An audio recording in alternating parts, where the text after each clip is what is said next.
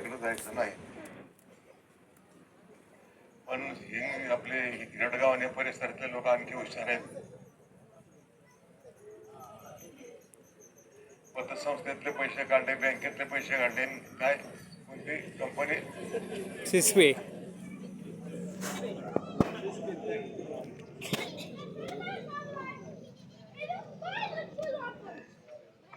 तुम्ही LIC ने काही गुंतवले का तिकडे? झालं असलं तरी सांगणार नाही. आता कोण सांगतो?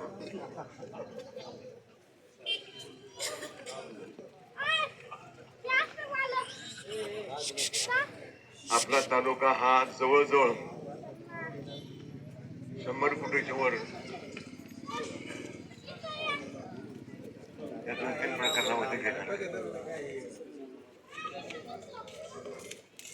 पैसे नाही म्हणत होते, कुठून आले बाबा हे पैसे? बँकेतले काढले, पाहुण्याजवळ पण आणले, डाक तोडले, सोनं घाण ठेवलं. हा, शेवटी जमीन विकली. आता काय परिस्थिती? बरं, माझ्याकडे काही सुरुवातीला काही लोक आले, अरे म्हणजे बोला, काय बोलायचं नाही, एक दुसरीकडे तू बोल. 7-8 माणसं पण एकही बोला ना. नेमकं काय अडचण काय? म्हणलं काय करायचं आता, घरात गेलं आम्ही सगळं घोटाळा करणार. अडचण काय झाली? त्यांनी असं झालेलं, पैसे काढलेत, बँकेत गुंतवले, आता बँकेमध्ये पळून गेला. आता काय करायचं? पण त्यांच्या मागं पळायचं, दुसरं काय करायचं? किती हवा असं त्यातनं हा प्रकार.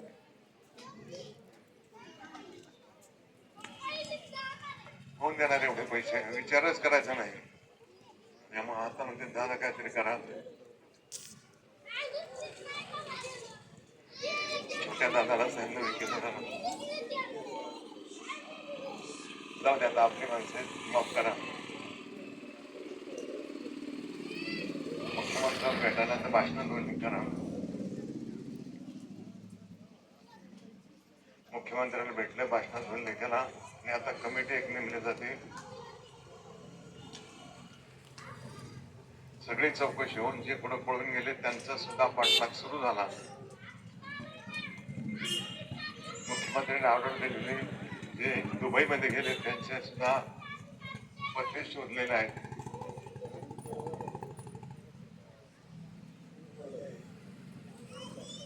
पण हा उद्योग कशाला करायला लावला म्हणा?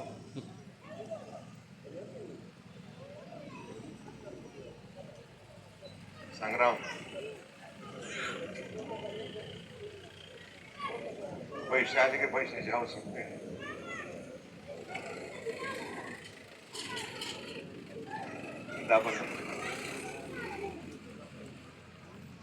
गरजेप्रमाणे काम करा, गरजेपेक्षा जास्त नको. अडचणी उभं राहिलं की आणखी अडचणी उभं राहणार.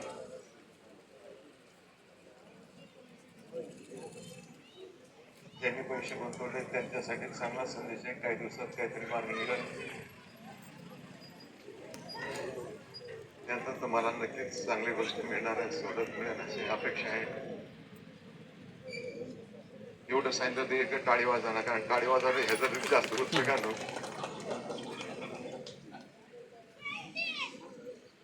बरोबर आहे का नाही?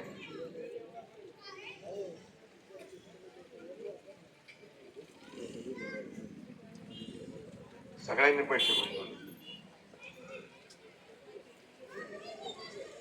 काहींना डबल मिळाले, काहींना टेबल मिळाले, काही चटणी चरपट केलं.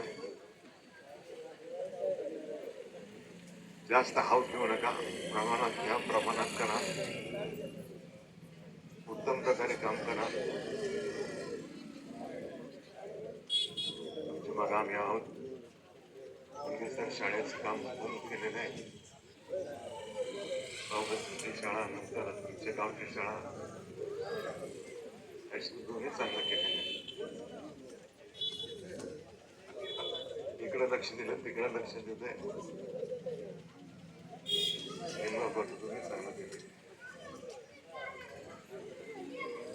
आलेल्या सगळ्यांना मनापासून शुभेच्छा देतो. मला जायची घाई आहे, तरी बोलतो मी.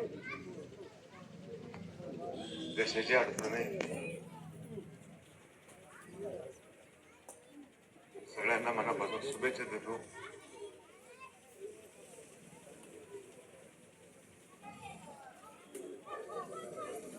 पैसे कमवा पण चांगला धंदा करून कमवा.